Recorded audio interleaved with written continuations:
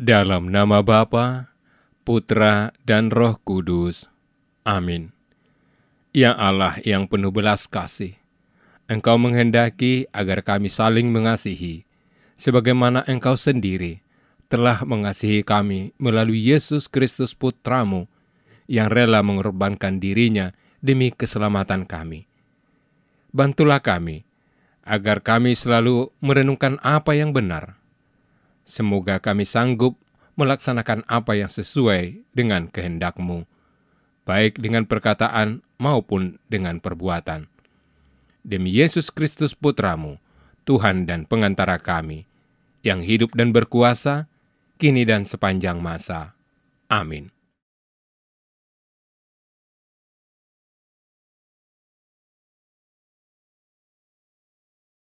Kemudian pergilah orang-orang Farisi. Mereka berunding bagaimana mereka dapat menjerat Yesus dengan suatu pertanyaan.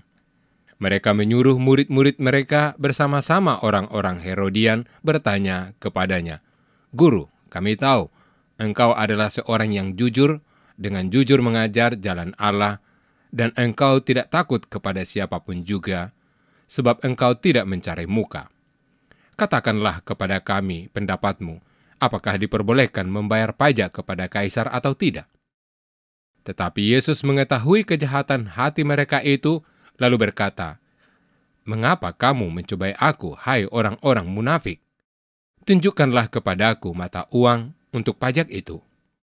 Mereka membawa suatu dinar kepadanya. Maka ia bertanya kepada mereka, "Gambar dan tulisan siapakah ini?" Jawab mereka, "Gambar dan tulisan kaisar." Lalu kata Yesus kepada mereka, "Berikanlah kepada kaisar apa yang wajib kamu berikan kepada kaisar, dan kepada Allah apa yang wajib kamu berikan kepada Allah." Demikianlah sabda Tuhan. Saudara-saudari yang dikasihi Tuhan, orang Farisi melihat bahwa Yesus telah menjadi suatu masalah yang dapat mengganggu posisi mereka sebagai pemimpin umat. Maka segala cara mereka lakukan agar dapat menyingkirkan Yesus.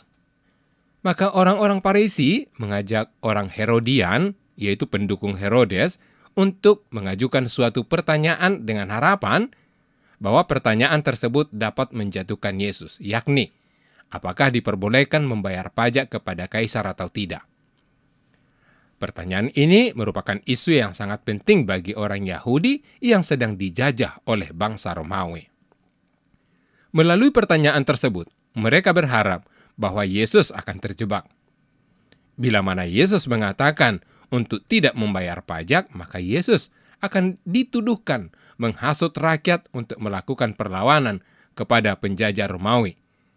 Dan bila mana Yesus mengatakan harus membayar pajak, maka Yesus akan dianggap tidak memiliki keberpihakan kepada bangsanya. Saudara, Yesus mengetahui kejahatan hati mereka untuk mencobainya. Namun, jawab Yesus membuat mereka heran dan pergi meninggalkan Yesus dengan memperlihatkan uang koin yang digunakan untuk membayar pajak yang bertuliskan nama dan gambar kaisar. Yesus mengatakan, "Berikanlah kepada kaisar apa yang wajib kamu berikan kepada kaisar, dan kepada Allah apa yang wajib kamu berikan kepada Allah." Di sini, Yesus telah membuat perbedaan untuk meluruskan pemahaman tentang ketaatan.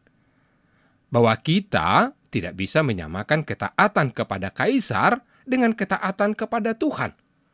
Sebab segala sesuatunya berada di bawah kuasa Allah yang dapat membinasakan tubuh maupun jiwa. Tuhan Yesus tidak memberikan suatu pertentangan, tetapi memberikan perbedaan. Dalam hal membayar pajak, maka ada batasan ketaatan yang diperlihatkan, yakni sekeping uang koin sudah cukup. Namun apakah ketaatan kepada Tuhan dapat dibatasi oleh sekeping uang koin? Untuk taat kepada Tuhan tidak dapat dibatasi dengan apapun juga yang ada di dunia ini. Seperti yang Tuhan Yesus katakan, "Kerajaanku bukan dari dunia ini." Yang mau disampaikan Yesus bahwa kaisar memiliki batasan kuasa. Namun kuasa Tuhan tidak dapat dibatasi oleh apapun yang ada. Ketaatan kepada pemerintah justru adalah karena ketaatan kepada Tuhan. Maka ketika suatu pemerintahan tidak menjalankan dan berjalan dengan prinsip keselamatan yang dikerjakan Allah di dalam Yesus Kristus, otomatis akan ada suatu pertentangan. Jika negara melakukan larangan terhadap perintah Allah, maka negara telah menjadi penentang Allah. Pengakuan dan ketaatan kita kepada pemerintah adalah wujud iman kita kepada Tuhan. Bahwa negara tempat kita hidup ini adalah rahmat Allah untuk menyatakan keselamatannya. Kita menaati negara sebab negara atau pemerintah adalah perpanjangan tangan Tuhan bagi keselamatannya. Maka ketaatan dan keberadaan kita adalah sebagai warga negara yang tunduk dan yang melakukan rencana keselamatan Allah bagi dunia ini. Tetapi saudara, bagaimana dengan kepada Tuhan? Apa yang dari Tuhan dan apa yang diberikan kepada Tuhan? Sudahkah yang patut kita berikan kepada Tuhan? Dalam kehidupan ini, kita mungkin memiliki batas-batas tertentu untuk suatu kewajiban. Tetapi kepada Tuhan kita tidak dapat membatasi kewajiban dan tanggung jawab. Sebab kehidupan beserta segala sesuatu yang ada dalam hidup ini adalah berasal dari Tuhan. Maka kita juga harus memberikannya kepada Tuhan.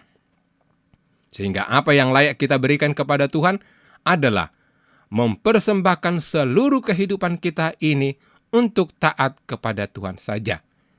Baik itu waktu, pekerjaan, keluarga, harta milik, semuanya tanpa terkecuali dalam hidup ini diberikan kepada Tuhan hanya untuk kemuliaan namanya saja. Jika Tuhan yang memberikan kehidupan bagi kita, maka kita menyerahkan semua dalam kedaulatan Tuhan. Bukan seenak atau sesuka hati kita memakai dan menikmati kehidupan yang diberikan oleh Tuhan. Rasul Paulus menuliskan, dan serahkanlah anggota-anggota tubuhmu kepada Allah untuk menjadi senjata-senjata kebenaran.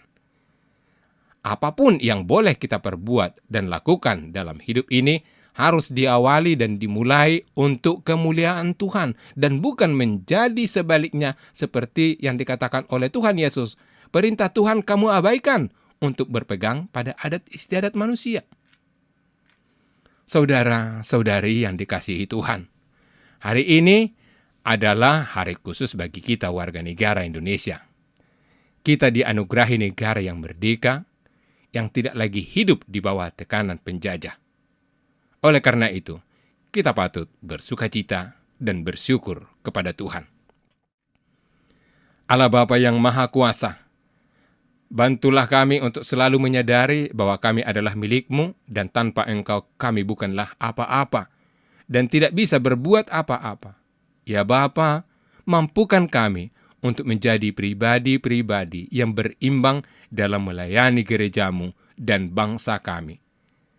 Kami hantar doa ini dengan pengantaraan Putra-Mu, Yesus Kristus, penyelamat kami. Amin.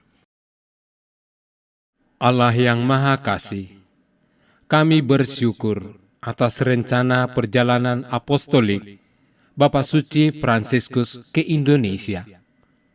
Semoga perjalanan ini menjadi pengalaman iman yang mempererat persaudaraan dalam keanekaragaman, memperkuat bela rasa kepada saudari-saudara kami yang miskin, lemah, tersingkir, dan menderita.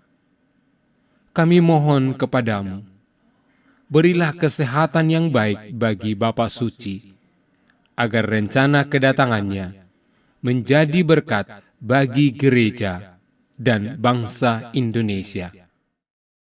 Semoga kehadirannya membawa sukacita Injil dan membangkitkan pengharapan bagi terciptanya kerukunan, kedamaian, dan kebaikan bersama Bunda Maria, ibu dan teladan iman, serta Bapa Yosef, mempelainya yang amat setia.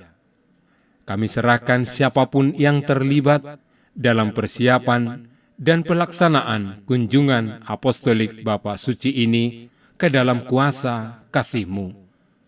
Dengan pengantaraan Kristus, Tuhan kami. Amin.